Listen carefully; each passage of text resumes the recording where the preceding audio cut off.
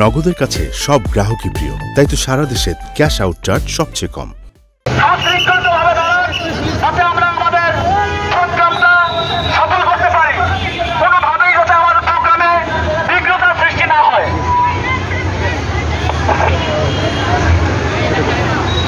সম্মানিত সাথী ও বন্ধুগণ, দীর্ঘ 15 বছর পর অনেক অত্যাচারিত, নিপীড়িত, নির্যাতিত হওয়ার পর